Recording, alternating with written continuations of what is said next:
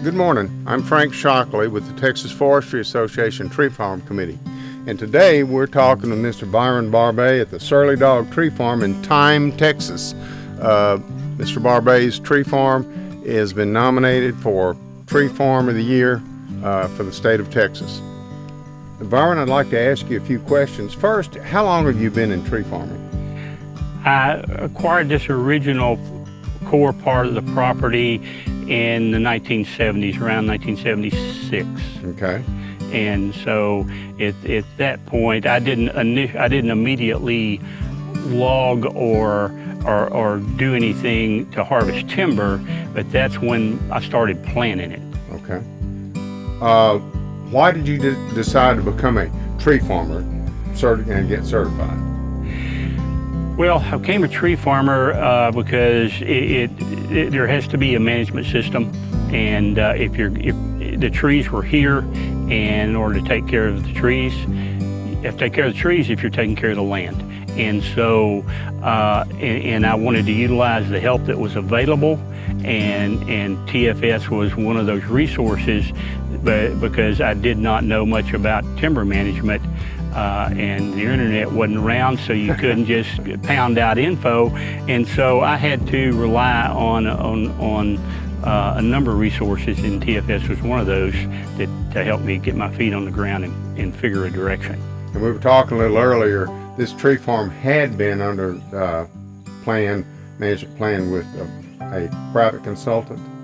After I got it, the private consultant was not involved prior to my ownership. When part of in addition to consulting TFS, I also consulted a private forester and several trying to make a selection naturally, but I got a private forester to help me on a year in, year out basis as I got rolling.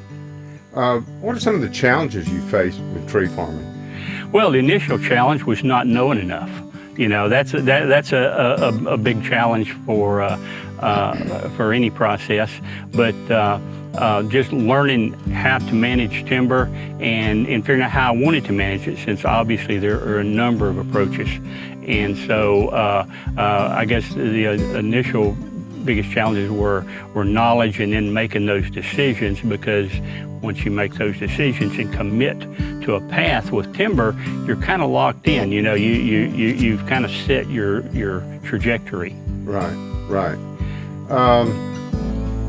What are some of the benefits that you feel you've gotten out of being a tree farmer? Well, aesthetically, my place is much nicer. Obviously, there are financial benefits to harvesting timber over time, so you get that. You get the aesthetics. Wildlife, I'm a very big proponent of managing wildlife, and so and when you manage your forest well, you're almost automatically managing your wildlife. And so I've tried to factor wildlife into my management plan, and into what trees I harvested and how I harvested.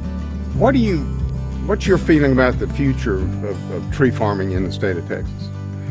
Well, obviously we have a future. We have the timber, we have the land, and so it's a market-driven process. And so there's a future for anybody in timber if they're patient.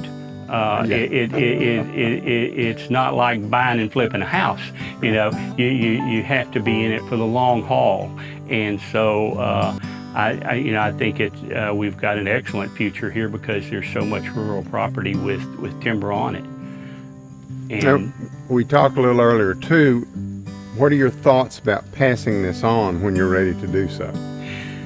Well, that's the hardest question. I think I mentioned it to you before. I don't have family to leave this to, and so that means that it either has to be left in a trust to the state or to some other environmental type group, or that you sell it, and then since it's well developed as timberland, if someone bought it, they're going to buy it primarily as timberland, and albeit not necessarily with the exact same approaches to management, but so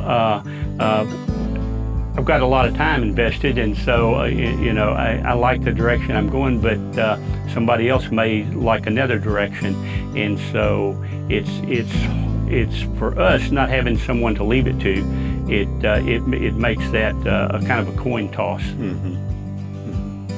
Okay, now those are the main questions, but we have to know the name of the tree farm and time, Texas. Okay. Tell us That a little. I will. The tree farm was named about 13, 14 years ago, something like that, after a dog that my wife rescued from under a rural church out of Milam, a Baptist church. And so it was born to some feral dogs, and the puppies were dying. So she rescued them, and I kept one of those dogs, and it was female, large dog, part shepherd, part Australian shepherd kind of dog.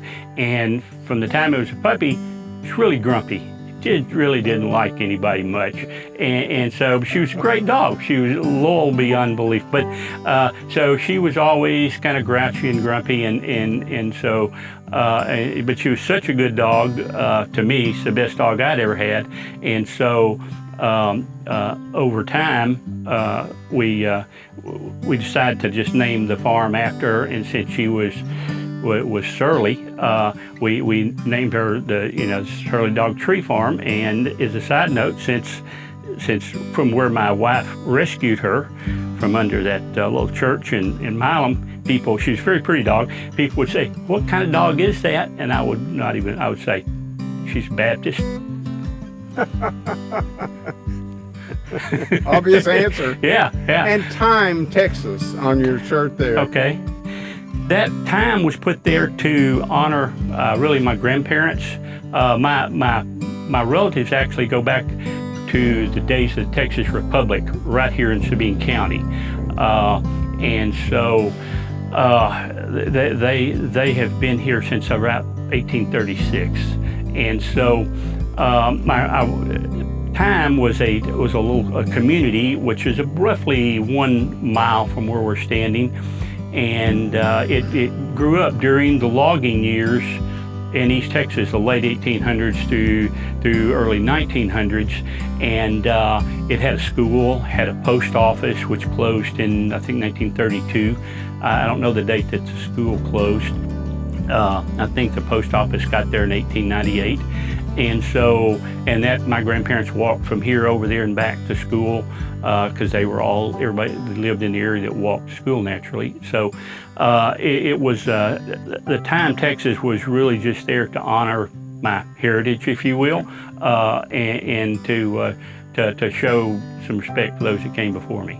Excellent. Well, thank you. Well, Vaughn, we certainly appreciate you having us out today and talking with us about the tree farm. Sure. We're looking forward to getting out Glad y'all and seeing came some out. of it. Thanks a lot. Okay, you bet.